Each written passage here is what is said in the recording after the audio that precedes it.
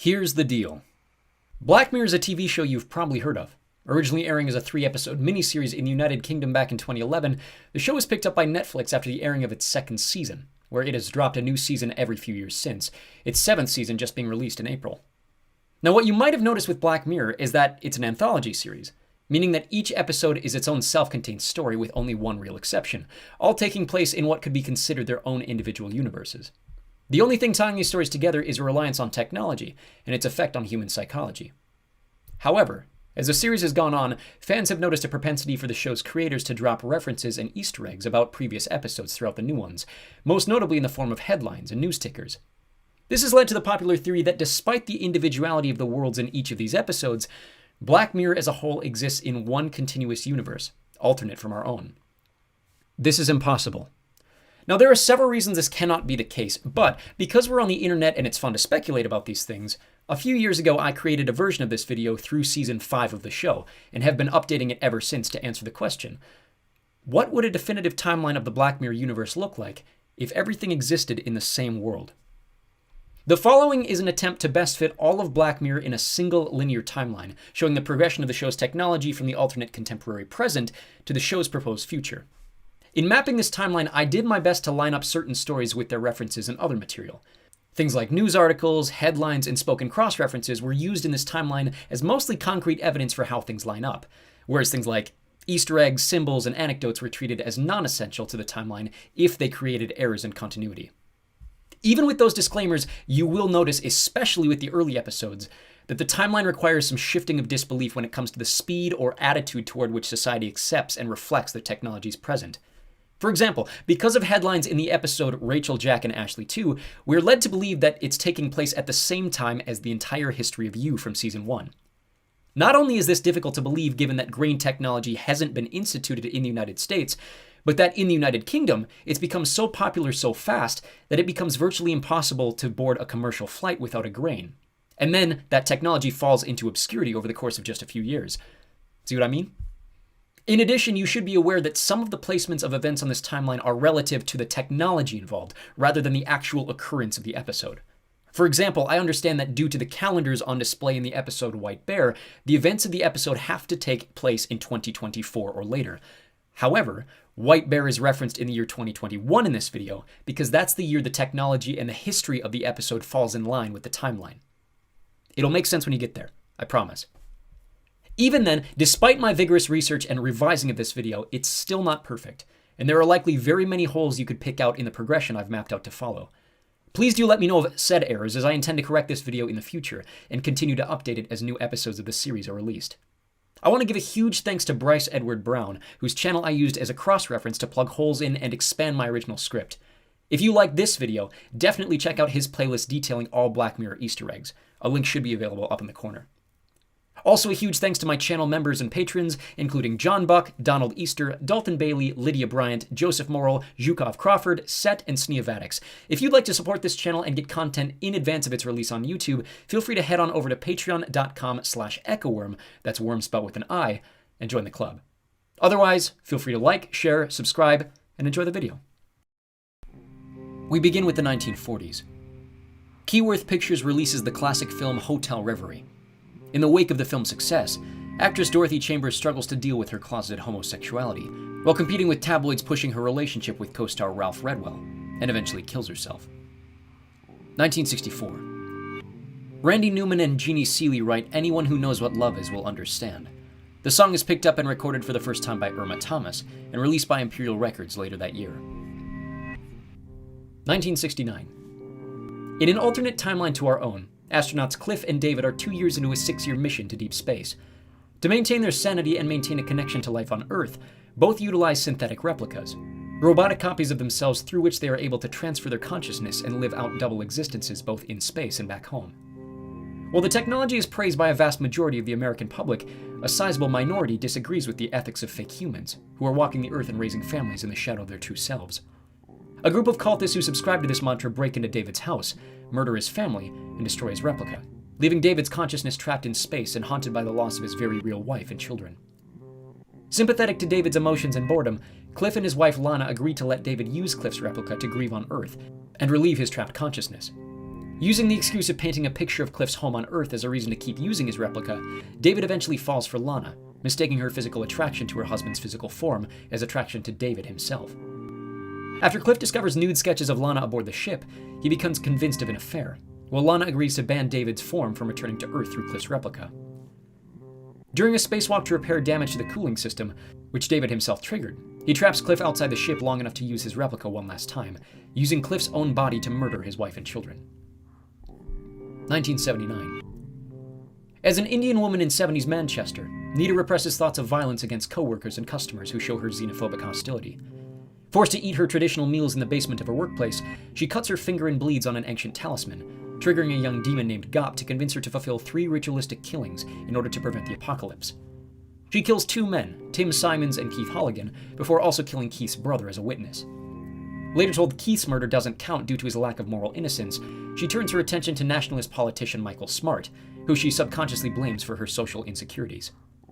Driving Smart off the road after one of his rallies, she attempts to hammer in his skull as her 3rd sacrifice, but is stopped by police who had trailed her under suspicion of the previous 2 murders. Arrested and now convinced the world is going to end, Nita commits to accompanying Gop after the apocalypse in eternal torment. I do want to stop there and mention that in order for that episode to fit into this timeline, we have to assume that the events at the end of the episode are all taking place in Nita's mind. Hi, future me here. Given that in Season 7 we see Nita and Gop appear in the game Infinity, it's entirely possible that the entire event could have taken place in a 1970s era simulation horror video game, but that's just speculation on my part. 1984. Young programmer Stephen Butler focuses on adapting the choose-your-own-adventure book Bandersnatch into an interactive video game. He pitches the game to the company Tuckersoft, where he meets famous developer Colin Rittman. On Colin's advice, Stephen rejects the company's offer to help him finish the game, and instead chooses to do it himself. Overwhelmed by stress from the game, he struggles through interactions with others, and eventually realizes similarities between his life and the book's author Jerome Davies, who became hyper-fixated on the infinite paths the book could take, and eventually beheaded his own wife. Stefan becomes convinced that his actions are being controlled by people from the future, and eventually finishes the game, but loses his mind and murders his own father in the process. The game is released to critical acclaim, but is almost immediately recalled when the details of Stefan's arrest come to light.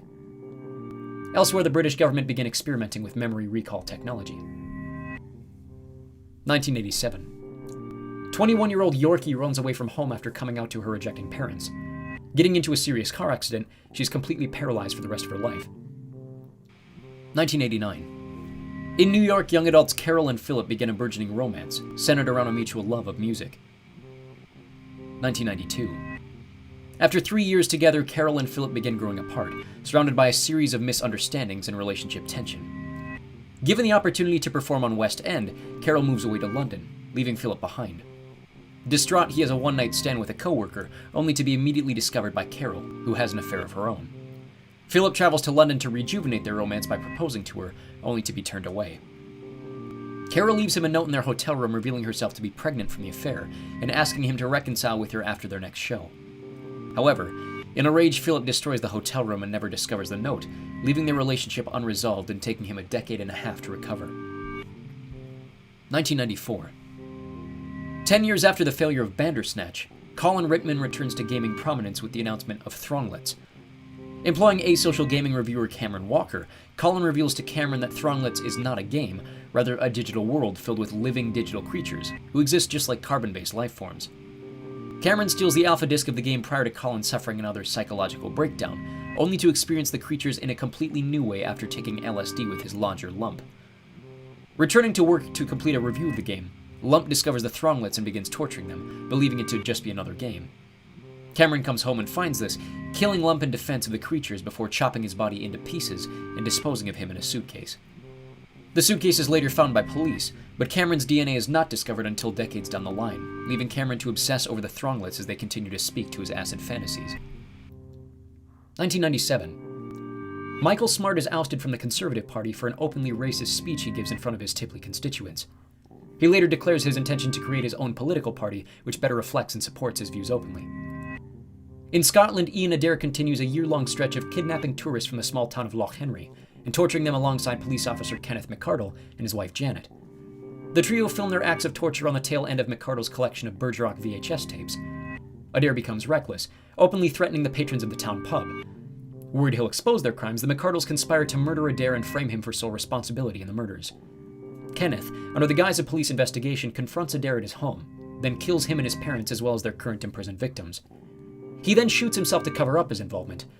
The media swarm to Loch Henry when the crimes are uncovered, but the town falls silent after they disappear to cover the death of Princess Diana. At the hospital being treated for his gunshot wound, Kenneth contracts MRSA and later dies from the infection, leaving behind his wife and their young son Davis. 2006. A paparazzo named Beau gains notoriety for photographing actor Justin Camley with a male lover, outing him in a very public media spread. Disenchanted by the reactions to her photos, Beau temporarily leaves the profession before being drawn in by the disappearance of Maisie Day, an actress who disappeared after filming in Czechia, briefly reappearing in the United States, and then disappearing again. Beau and a team of fellow paparazzi track Maisie to a hideout in California, where she is shackled to a bed as part of a brutal detox to rid her of lycanthropy. After she escapes and kills Beau's partners and a number of locals, Maisie begins to transform back into her human shape, begging Beau to kill her. Instead, Beau photographs her and seemingly sells the photos to the tabloids. In Iceland, Mia Nolan is driven home from an all-nighter by her partner Rob. Both intoxicated and high on narcotics, Rob unintentionally strikes and kills a cyclist along the side of a highway. Realizing the severity of their situation, and how easy it would be to hide the body given the local geography, they dump he and his bike into a lake, swearing to never speak of the event again. 2009. Sarah, the 3-year-old daughter of overbearing single mother Marie, goes missing from a playground after chasing a cat. Distraught following a day-long search, Marie decides to sign up Sarah for an experimental technology called Archangel, which uses a cranial implant to allow parents to see and hear what their children do by way of a digital interface, as well as be able to control and limit exposure to things like trauma and violence.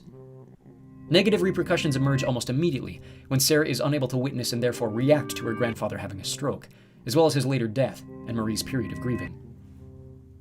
At the food company Dita, Verity Green is hired as a new assistant after she wows the hiring staff with her impressive resume. Her employment unsettles Maria, who went to school with Verity, and remembers her as an odd, asocial student. As time progresses, Maria begins experiencing a shift in her work and reputation, repeatedly triggered by small changes to her reality that she remembers occurring very differently. Verity confronts her directly about a rumor Maria started in school, which essentially ruined her social life, promising to get her revenge by rewriting Maria's entire history. Maria realizes Verity's powers of manipulation stem from an amulet, which she later steals by breaking into Verity's mansion home. She explains to Maria the device is quantum-controlled, allowing her to rewrite her own reality which affects the people around her, as has been the case at Dita. In a physical altercation, Maria manages to shoot and kill Verity with the gun of a police officer who arrived to arrest her, only to steal the quantum controller and make herself Empress of the Universe. Around the same time, Tuckersoft, now using the name Ticker Systems, releases the original console version of Striking Vipers. 2013. Trust fund heir James Walton follows a lead on a new technology innovation to the house of Robert Daly, who introduces him to what will go on to be Infinity, a hyper-reality video game conceptualized from the expansive universe of the 1960s sci-fi show Space Fleet. Walton agrees to fund Infinity, and the pair go into business together, founding Callister Incorporated. Later frustrated by the lack of progress on his initial investment, Walton gifts Daly a digital cloner, a DNA replication machine which became popular a few years prior with the underground porn industry, but which has since been outlawed. With the cloner, the pair make a digital copy of Daly to serve as an in-world updating agent, to continuously develop and expand Infinity from within the game. 2014. British technology company Granular releases a line of autonomous drone insects, or ADIs, as a solution to disappearing pollinator populations across the world. The ADIs are completely self-sufficient, with the ability to form like-minded hives and reproduce by building localized 3D printers, though are still able to be directed and controlled by the Granular servers if necessary. In California, schoolteacher Amanda falls into a life-threatening coma while at work. Her husband Mike is introduced to Rivermind, a revolutionary brain technology which copies human consciousness and replaces failing parts of the brain, available for a free surgery in addition to a subscription cost for the service. He agrees to pay for the service and begins taking on extra shifts at work to help the pair afford Rivermind. 2015. The communications powerhouse Smithereen becomes the world's most used social media platform. Checking a Smithereen notification on his phone while driving home one night, Chris Gillaney is struck head-on by another driver, killing said driver as well as his wife, Tamsin. In the investigation of the crash, it's discovered the other driver was intoxicated, and Chris is completely absolved of the responsibility for the two deaths. Now 9 years old, Sarah has become a social outcast as a result of the Archangel system now being outlawed across the world. Having lacked stressful stimulation her entire life, she becomes frustrated that she is unable to interact with certain things in her world. Curious about the concept of blood, she cuts her finger and assaults her mother when Marie tries to stop her. On the advice of a psychologist, Marie is urged to stop using the Archangel program altogether, and ultimately decides to let Sarah live unsupervised. Almost immediately, Sarah asks a classmate to expose her to things she was previously unable to view, including pornography and graphic violence. In the United Kingdom, Ian Rannoch kidnaps 6-year-old Jemima Sykes alongside his fiancée Victoria Skillane, having premeditated the act for years prior. Victoria films Ian torturing, killing, and burning Jemima on her mobile phone while the girl pleads for her to help. Having left behind her white teddy bear during the kidnapping, an extensive manhunt for the disappeared girl centers around the symbol of the white bear. After Ian is identified by his distinctive neck tattoo, the pair are arrested, though Ian kills himself before the trial can commence. A year on from trying Rivermind, Amanda begins experiencing blackouts when out of range of service towers, and it's revealed that the company has increased their subscription service to a new pricing tier, making the previous tier irrelevant. With their original tier, Amanda begins spouting advertisements at home and at work, which threatens her employment. She and Mike agree to upgrade their package, which has now become the norm, while also being pitched Rivermind Lux, a new premium tier which allows for sensory editing and extended coverage. Unable to afford the service, Mike begins torturing himself on late-night webcam services to bring in extra income, only to be discovered by his coworkers and leading to a fight which inadvertently results in a coworker's death. 2016. Another year on from upgrading their Rivermind subscription, Mike and Amanda have sold virtually all possessions of value to afford the service, which leaves Amanda in a near-permanent vegetative state as her tier uses her brain power to process the computations necessary for higher-paying members. She agrees that her existence is no longer worth it, so Mike smothers her to death after one final anniversary date. 2017. Princess Susanna, a popular member of the British royal family, is drugged and kidnapped while attending the wedding of a college friend by Turner Prize-winning artist Carlton Bloom. Bloom forces Susanna to read off his demands for her safe return. Prime Minister Michael Callow must have filmed intercourse with a pig on national television prior to 4 o'clock that afternoon. The government becomes swiftly aware of the situation and attempts to block the film demands from going public by way of a media D-notice, but as the video is uploaded to a server outside the UK, it goes viral. With no way to communicate terms with the kidnapper, Callow exercises as many outroutes as possible, including using CGI to digitally paste his face over the body of adult actor Rod Senseless. As the day progresses and all efforts to avoid the act are brought to the attention of the kidnapper, Bloom cuts off his own finger and delivers it to the Prime Minister, passing it off as Susanna's. The public outcry following the defingering results in a public poll demanding Callow go through with the act. With time running out and his reputation on the line, the Prime Minister is broadcast across the nation fulfilling the demands. Meanwhile, Bloom releases Susanna in London 30 minutes prior to the event actually taking place, then takes responsibility for the kidnapping and hangs himself. Callow's public opinion rises, with the ownership of footage of the event now illegal, though the act remains well within the public consciousness. Privately, Callow suffers PTSD from the event, and his relationship with his wife begins to strain. Across the United Kingdom, an anti-malware program called Shrive doubles as a Trojan horse, allowing programmers access to the video cameras, microphones, and various data clouds of users who install Shrive to their computers and phones. One of, or potentially a group of these hackers, begins an elaborate blackmailing scheme, threatening to expose classified, embarrassing, or incriminating information about the downloaders if they fail to follow the hacker's instructions to commit various acts and crimes. Kenny, a teenager who is caught downloading and pleasuring himself to underage pornography, becomes forced into these games alongside Hector, a married father who is caught having an affair with a prostitute. The pair are forced to rob a bank at gunpoint before separating, with Hector tasked with destroying the getaway vehicle and additional evidence, while Kenny is pitted against another exposed pedophile to fight to the death on livestream over the stolen cash. Both are successful in their respective missions, but both are still exposed by the hackers, revealing the whole ordeal to have been part of a massive trolling network.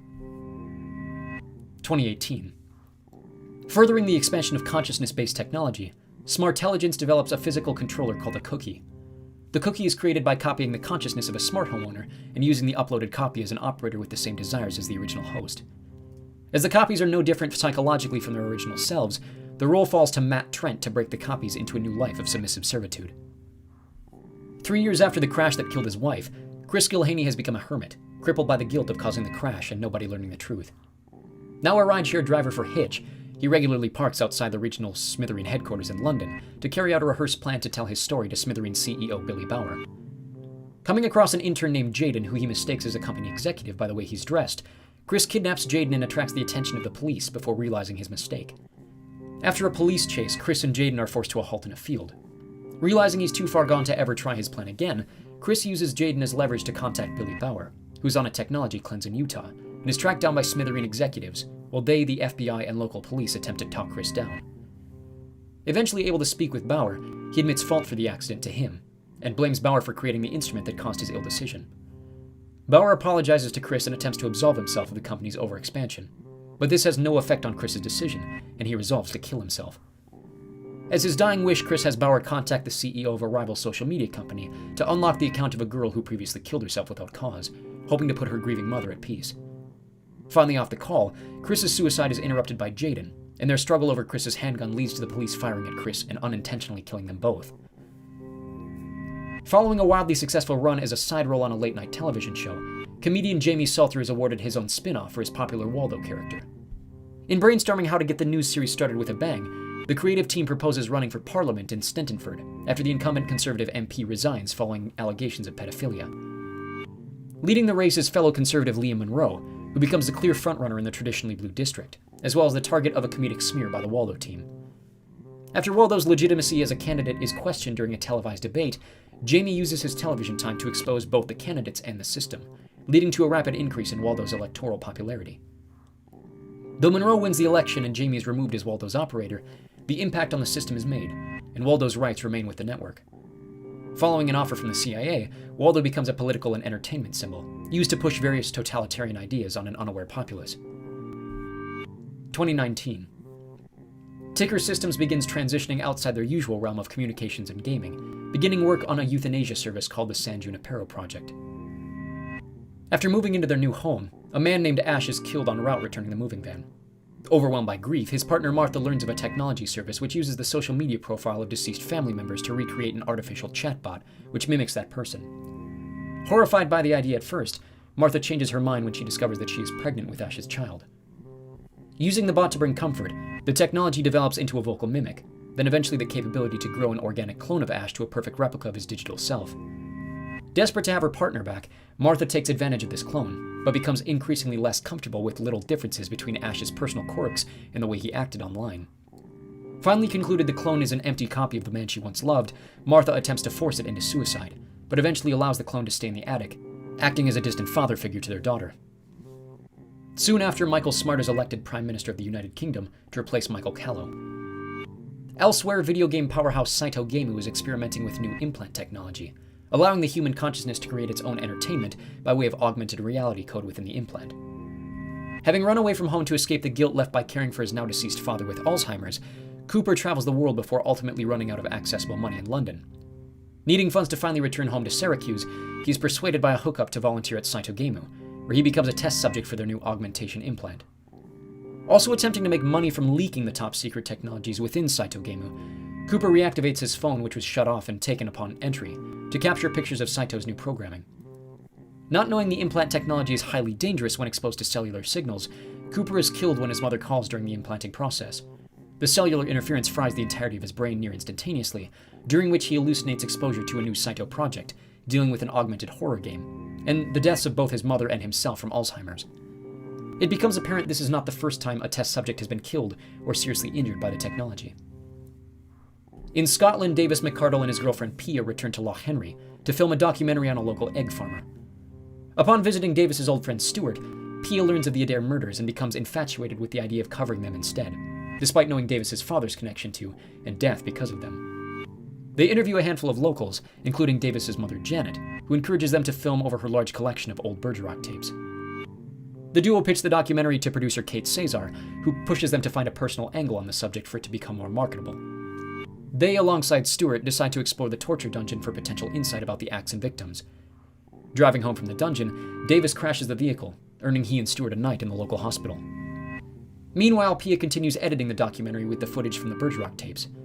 Leaving the tape playing far past the recorded material, she's horrified to find the footage of Janet and Kenneth committing the torture alongside Ian Adair. Janet becomes suspicious after Pia flees the house in terror, chasing her into the countryside, where Pia inadvertently trips and drowns in a nearby stream. Realizing she has no option left to hide from her involvement, Janet hangs herself and donates the footage of the murders to her son for use in the documentary. In London, Prime Minister Michael Smart unveils a new series of robotic police dogs for use by the Metropolitan Police. In partnership with the virtual reality interface of Ticker Systems, Saito Gaming releases Striking Vipers X, a hyper-realistic, all-immersive reworking of the original Striking Vipers game. College friends Danny and Carl reunite at the birthday party of the former's 3-year-old son, with Carl gifting Danny both a copy of the new game and his own Ticker headpiece. The two play online, selecting their favorite characters from their college days, and after engaging in an exhausting round of fighting, kiss using their avatars. Realizing how immersive the technology truly is, they begin having regular meetups in the game and using the characters to live out sexual fantasies. Confused by what the trysts mean for both their relationship and their respective sexualities, the pair struggle in their own personal lives. And upon failing to conceive a second child with his wife Theo, Danny stops playing the game and abandons his friendship with Carl. When Carl is later invited to Danny's birthday as a surprise from Theo, the pair reconnect and later have sex again in the game. Again confused by his feelings, Danny invites Carl in reality to an old hangout, where the pair kiss and attest to their feelings for one another outside the game. When Danny again rejects Carl, the pair fight each other and are arrested for disorderly conduct. Picked up from the police station by Theo, Danny is forced to come clean about the in-game affair, and they come to an agreement in which once a year, they are both allowed to live out their fantasies with another person. 2020. Davis McCardle, Kate Cesar, and the team at Streamberry win the BAFTA for Best Documentary. In the aftermath of its release, the town of Loch Henry has become a true crime tourist hotspot. Sho Saito is held responsible for the death of Cooper and a handful of other volunteers within Saito Gaming headquarters, with a massive trial underway to weigh the options of human testing of experimental technology. Ticker Systems begins experimenting with technology allowing the transfer of memories between parties, using rats during their trial runs. Failing their initial goal, they unintentionally discover the ability to transfer physical sensations, and greenlight a medical device which allows doctors to feel the pain of their patients and properly register a diagnosis. Rollo Haynes, the researching recruiter for Ticker, finds his first client in Peter Dawson, an emergency doctor with a failing record. Dawson is implanted with a digital receiver, while his clients are outfitted with a helmet which registers and sends physical sensations. After a senator is poisoned and Dawson fails to diagnose the problem in time, the senator is killed and Dawson suffers a drastic neural reset, which changes his brain's reception of pain into pleasure. Hooked on the idea of pain, he becomes obsessed with inaction in the emergency room, and eventually loses his job after becoming aroused around dying patients. Dawson begins to mutilate himself, but eventually bores a mutilation when he realizes he lacks the fear to fuel his pain. To counter this, he traps and tortures a homeless man to death, resulting in his brain frying completely and spending the rest of his life in a coma. Haynes pitches another Ticker product to Jack, the husband of a now comatose woman named Carrie, who is struck by a passing truck. With technology now allowing the uploading of a copied consciousness into a host psyche, Carrie's consciousness is transferred into Jack's body, where it shares the space with his own mind. As conflict grows between the two parties, Jack eventually has Carrie's consciousness removed from his psyche and placed in a physical interface in the form of a stuffed monkey. Having witnessed her husband move on and her son grow up without her, Carrie goes insane, unable to communicate with more than 2 basic phrases. Around the same time, Clayton Lay is arrested, tried, and sentenced to death for murder, a charge in which he vehemently denies his involvement. After the trial turns negatively against him, his wife and a group of social organizers begin a series of protests to overturn his conviction, but no headway is made, and the protests slowly die out. 2021. 15-year-old Sarah has finally fallen in with a social group. Staying out too late for apparently the first time, her mother reactivates the Archangel technology for the first time in 6 years. Confused by Sarah's active location, she activates the visual control and witnesses Sarah having sex with her boyfriend Trick. Distraught and now mistrustful of her daughter, Marie keeps the technology on, later watching Sarah snort cocaine with Trick. Marie identifies Trick and tracks him down, threatening him to stay away from her daughter. Later, Marie discovers via Archangel that Sarah is pregnant and sneaks an emergency contraceptive into her usual morning breakfast. Made extremely sick by the pill, she learns of it thanks to her school nurse. Almost immediately connecting the dots back to Archangel, she learns about her mother's witness to her life choices and instrumentation in Trick having since removed himself from her life. Marie returns home prior to Sarah running away, and the two physically fight, leading to Sarah beating her mother senseless, destroying the Archangel controller, and finally running away. Mia Nolan is now married with a 9-year-old son, and is a renowned urban designer and social architect. In Reykjavik for an architectural conference, she takes the time on her trip to reunite with Rob, who reveals his intention to finally apologize to the cyclist's wife anonymously after 15 years. Worried this slight admission of guilt could lead to her own arrest and destroy the life she's now built for herself, she kills Rob and smuggles his body out of her hotel, burying him in the construction yard of one of her projects. At the same time Rob is killed, an automated pizza truck outside her hotel strikes a musician and breaks his arm, leading to a significant lawsuit. The insurance agent investigating the incident, Shazia, uses a popular police technology called a recaller, which allows her to capture a visual and audio record of memories from witnesses. When her trail of unreliable witnesses leads her to Mia, she unintentionally reveals Mia's guilt over Rob's murder, and Mia kidnaps Shazia to remove her as a witness. Using Shazia's own recaller, Mia learns that Shazia's husband knows where she is, then kills Shazia and travels to her home to eliminate him as another witness.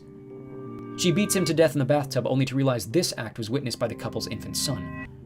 Killing the baby but failing to see a guinea pig in the room, Mia is tracked down by the police and arrested after they use the recaller on the animal. In one of the middle-class housing facilities designed by Mia Nolan, the residents are forced to pedal stationary bicycles, which presumably fuel the greater world inhabited by the upper class. The middle-class bikers are awarded with digital merit credits, which they use to upgrade digital doppelgangers or pay for limited services. After the death of his brother, Bing Madsen inherits 12 million of his unused credits. Falling for a girl named Abi Khan, he encourages her to audition for the popular talent competition Hot Shots, for which he donates 15 million of his banked merits to pay the audition cost. She wows both judges and audience with her rendition of Irma Thomas's Anyone Who Knows What Love Is, but is pressured into taking a place in Judge Wraith's pornographic subscription series Wraith Babes. Infuriated at a combination of her failure and exploitation by their decreasingly fulfilling society, Bing overworks the bike system until he once again reaches 15 million merits and credit, then auditions for Hot Shots on his own. Upon reaching the stage, he threatens to kill himself on live TV, unless the judges allow him to voice his grievances. He delivers a passionate speech about the devolution of consumerism and its exploitation of the one thing he ever took real interest in. The judges offer Bing his own platform to continue expressing his perceived flaws with the system, and he leaves the lifestyle of biking to become a streamer. Pop star Ashley O launches Ashley 2, a personal assistant doll with a digital copy of her consciousness uploaded into the interface. Disillusioned with the consumerist direction of her music career, and feeling trapped under the watch of her manager and Aunt Catherine, Ashley voices her intention to expand away from the traditional pop industry. To combat this, Catherine has Ashley medicated and kept under constant surveillance. Discovering Catherine's actions and realizing forced medication nulls the contract keeping Catherine as her manager and legal representative, Ashley attempts to expose the truth, have Catherine arrested, and finally gain control over her own life and career path. Before this can happen, Catherine force-feeds Ashley her mismedication, leading to Ashley falling into a severe coma and Catherine's team excusing it as a reaction to an undiagnosed shellfish allergy.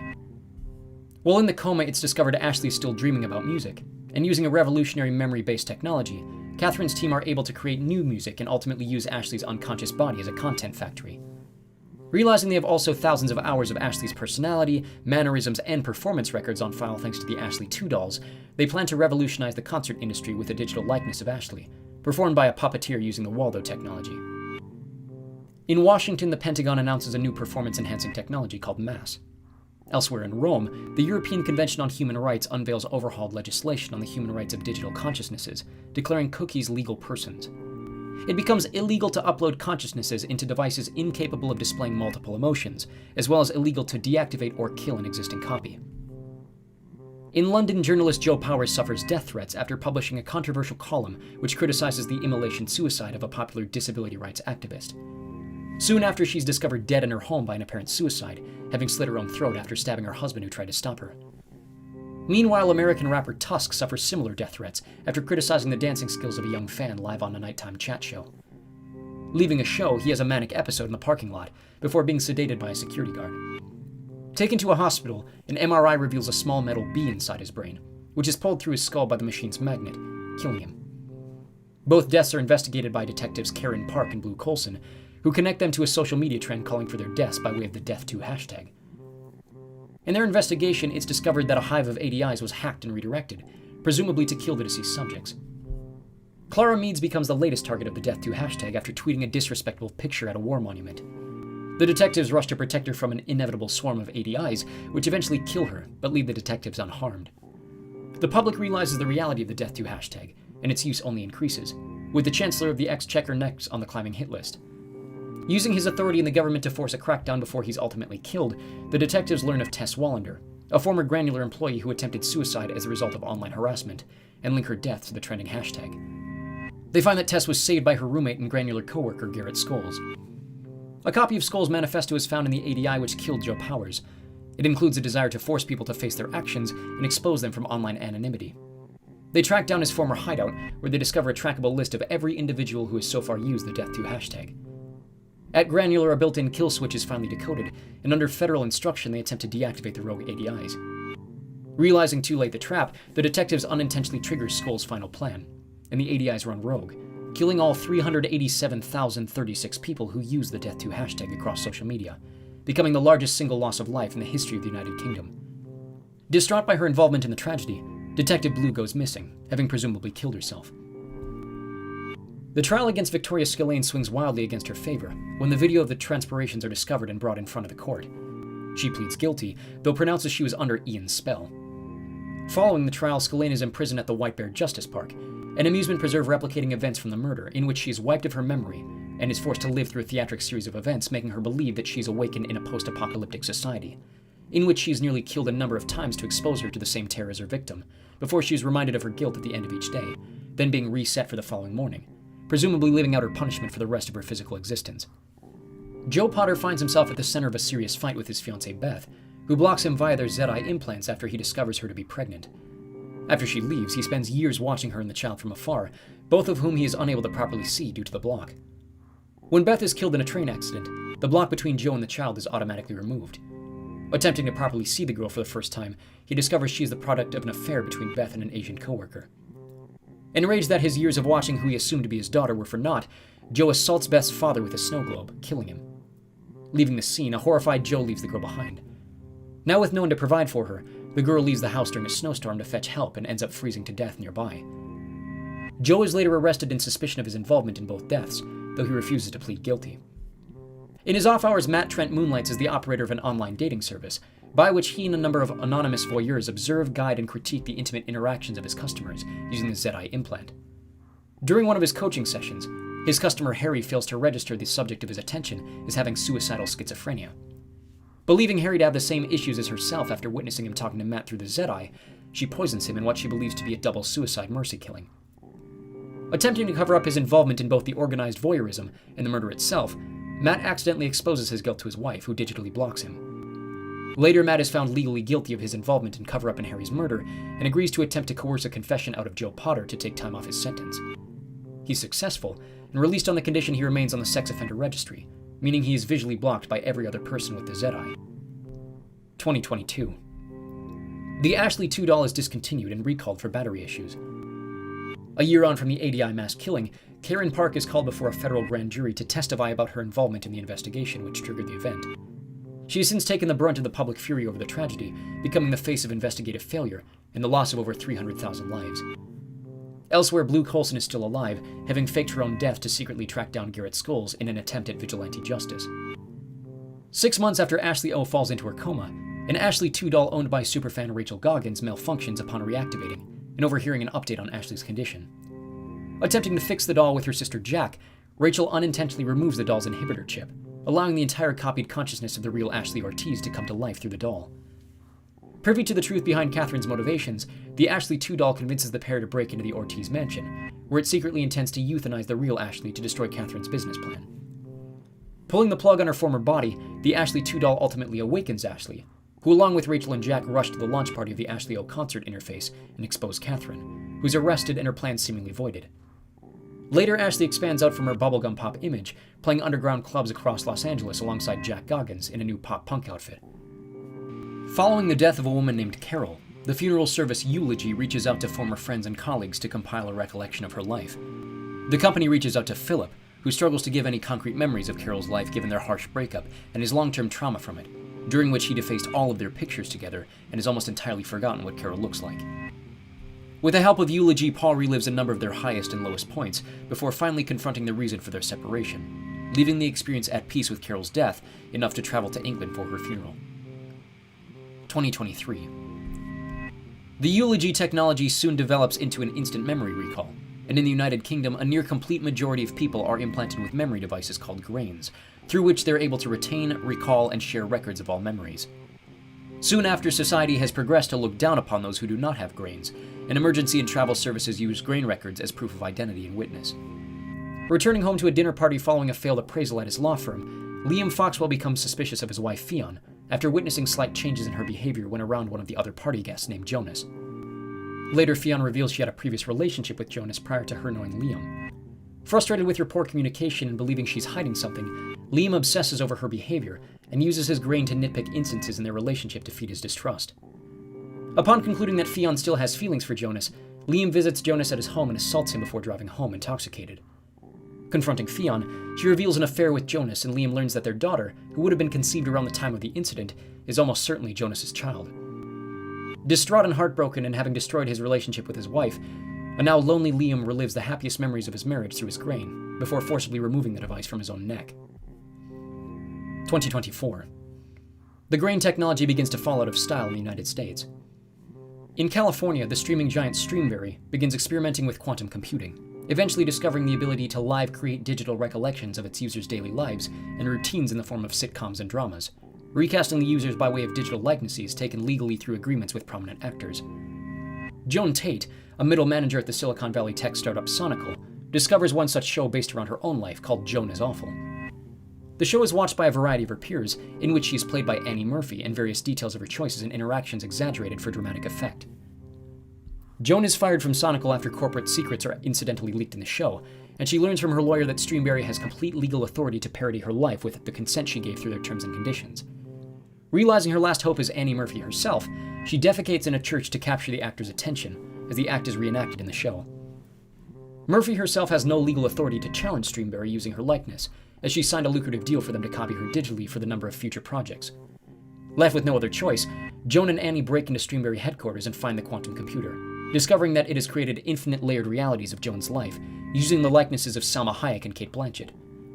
Joan destroys the quantum computer, eliminating the layered realities as well as Streamberry's future content library. The pair are both placed under house arrest, later becoming friends. Around the same time, production studio Redream teams up with Keyworth Pictures to remake Hotel Reverie, with actress Brandy Friday using a new technology allowing them to film Brandy in a virtual reality composed of the original film set. While filming, an incident in the studio leads to Brandy being trapped in a scene alongside the digital copy of the co-lead Clara, who begins to experience programming hallucinations of her life outside the film as actress Dorothy Chambers. Brandy and Clara fall in love during their months spent trapped together in the Frozen production, but when the studio fixes the issue and the scene is restarted, Clara reverts to her previous self with no memory of their affair, leaving Brandy distraught at the loss of what she experienced to be a very real romance. 2025. A dating app uses the technology of digital consciousness to run simulations of relationships using virtual copies of its users to near perfect efficiency. In one of these simulations, Frank and Amy are paired in the virtual hub to begin a one-night fling, but are later separated and placed into long-term relationships with different, less symbiotic people. After growing tired of these pairings and longing for the chemistry the pair had in their single night together, the pair are overjoyed to be paired again, both agreeing not to learn how long they have together in their second attempt. Overjoyed with their blossoming relationship, Frank decides to check the relationship timer to ease his anxiety about losing Amy again. Though it initially gives the pair 5 years, his decision to check without Amy's permission damages the simulation, and their timer shrinks to expire the next morning. Both furious that the system is taking away a very obvious connection the pair have, they decide to run away together, revealing to their digital avatars that they are only copies of their original selves, and the app determines the two will match. In reality, Frank and Amy meet at a bar after matching on the app, apparently to begin a very real, fruitful relationship. Under the leadership of James Walton and Robert Daly, Callister Inc. gains widespread attention for their wildly successful Infinity program, a virtual reality game which takes the world by storm. On a private server, Daly has created a custom skin of the game based around his favorite TV show, the classic 60s sci-fi show Space Fleet. Daly falls for a new programmer at the company, Nanette Cole. After rejecting his minimal advances, Daly obtains her DNA and clones her into a digital copy to place inside his private Infinity server, which he has already done with a handful of co-workers to live out power fantasies in an environment with which he is significantly more comfortable. While the other clones have been broken into submission to play along with Daly's fantasy, Cole rebels, eventually finding a way to blackmail her real self into destroying Daly's Infinity skin ahead of the Christmas update. The sabotage is successful, with the digital clones freed into virtual eternity, while Daly is trapped in the deleted version, frying his brain in the real world and killing him. Elsewhere, Clayton Lay is executed for his crimes. To provide financial security for his family, he agrees to sell the rights to his consciousness to Rollo Haynes, who records a copy of him during the execution to later upload and use as the main attraction at his new museum, which highlights technological crimes. Lay is horrified to find his new life, to be continually tortured by visitors of the museum by way of an artificial electric chair. When visitation to the museum shrinks over time, Haynes allows richer patrons to stretch the limits of his torture technology, eventually leading to Lay's virtual consciousness tortured into insanity. Lay's wife visits the museum and witnesses the shell of her deceased husband, later poisoning herself to be found by the couple's daughter. After uploading a copy of her mother's consciousness into her own psyche, the daughter Nish travels to the museum, destroys her father's consciousness completely, and kills Haynes before destroying the museum. 2026. Several months after the death of Robert Daly and the liberation of his clones within Infinity, the clones are struggling to survive on their own due to an uptick in game costs, forcing them to resort to piracy. Their attacks become the subject of internet forums which negatively reflect on Callister Inc., putting pressure on James Walton, who is already in legal trouble following the discovery of Daly's digital cloner. Employing the real-world version of Nanette Cole, he enters the game and begins killing off the cloned employees of Callister to remove evidence of Daly's cloner, only to be subdued and confronted by Cole outside the game. An argument leads to her being struck and severely injured by a passing vehicle outside company headquarters, leaving her brain dead. Within the game, the remaining clones learn of the copy of Robert Daly still alive at the heart of Infinity, hoping to convince him to create a bubble universe for them to live and hide away in from the access of Walton and the servers at Callister. Daly, having been isolated for 12 real years, which he has interpreted as several centuries within the game, bribes the clone of Nanette Cole with the opportunity to return to her original body and replace the dead consciousness with her own. A misunderstanding leads to the Daly clone assaulting Cole for not taking up her offer to stay with him in the heart of Infinity, but she manages to kill the Daly clone and free her consciousness from the game. In the aftermath, the entirety of Infinity is deleted from Callister's servers, and the clone of Cole returns to her external body alongside the cloned consciousnesses of her co-workers, who remain trapped within her mind. After years in post-production, Hotel Reverie is finally released on Streamberry, while a sequel to Thronglets is released to critical acclaim. In the wake of growing critical derision over their service and pricing system, the CTO of Rivermind steps down. 2029. The British government passes a law concerning the DNA of police suspects, allowing authorities to obtain samples of high-profile suspects and repeat offenders. This allows them to backlog DNA in numerous unsolved cases, including the dismembered body of Lump murdered in 1994. 2034. Cameron Walker allows himself to be arrested at the order of the Thronglets, being taken into custody in connection with his murder of Lump. He admits to the murder, but reveals his presence to be part of a greater plan by the Thronglets to access the central computer of the British government, triggering a signal within the police compound which debilitates the entire population of London, and perhaps the United Kingdom. The episode leads us to believe that this is the end of the world, but knowing that we have a definitive year for this episode as well as the next episode, which takes place in the future, we're going to assume that this was simply a large-scale security failure by the British government, similar to what we saw with Hated in the Nation, though it's unclear how long the blackout would last. 2036. The biomechanical company Ticker develops a fully immersive historical experience called San Junipero, in which the users are able to travel to any era of history to live out evenings in a massive online community with hyper-realistic avatars. The program remains in a beta phase, primarily used for Alzheimer's therapy, and later limited access for the elderly, who are able to use the historical exposure to relive their youth in eras of their choice. Ticker eventually develops the ability to permanently upload consciousnesses to the San Junipero cloud, where deceased individuals are able to live in eternity through a digital copy of their consciousnesses inside the program.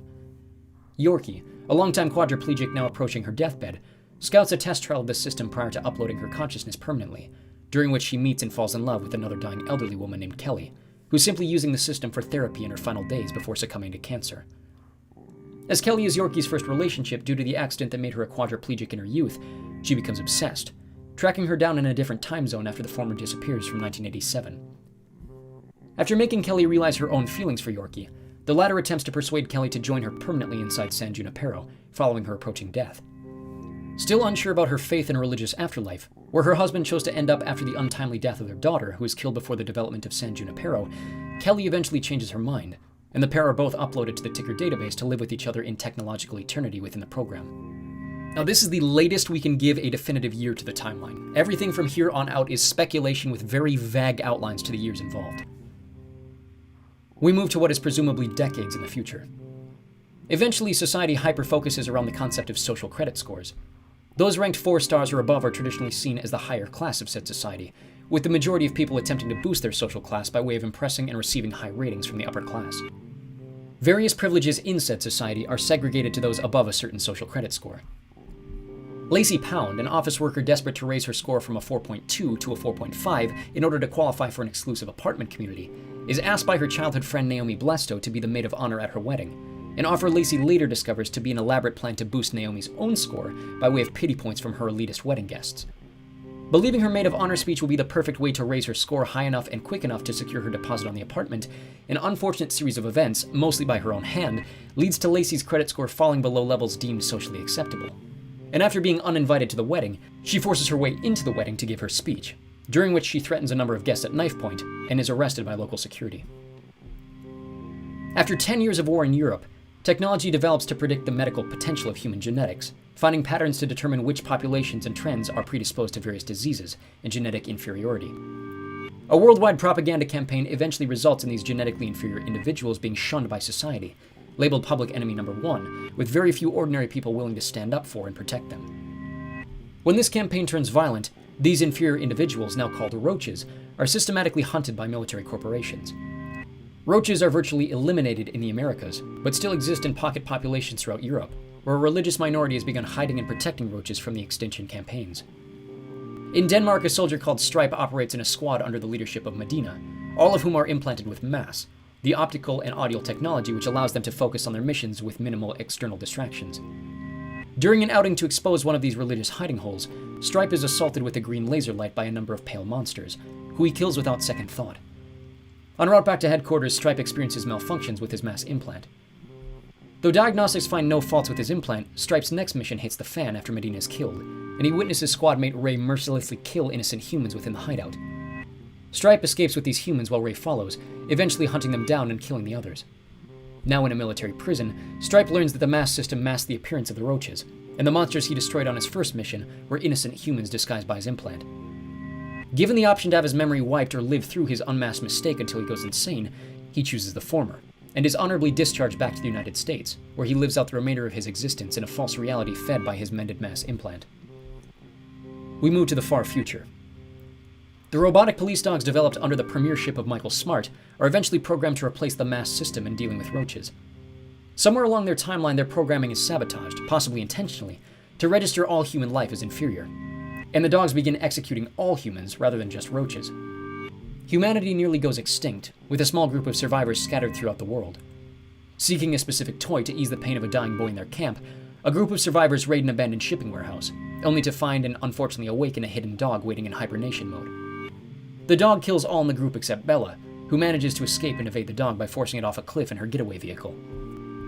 Eventually finding a nearby compound whose residents have committed suicide among the devastation, Bella removes a tracker which was embedded by the dog earlier in the struggle. The damaged dog manages to find her by following her blood trail, and in the ensuing struggle Bella destroys the dog, but becomes embedded with innumerably more trackers, leading a herd of new dogs to seek her out and destroy her. So that's that. Let me know what you thought of this video in the comments section below. If you have questions or found errors that you'd like clarification on, feel free to leave those comments down below as well, and hopefully we'll see you in a couple years for the Season 8 update.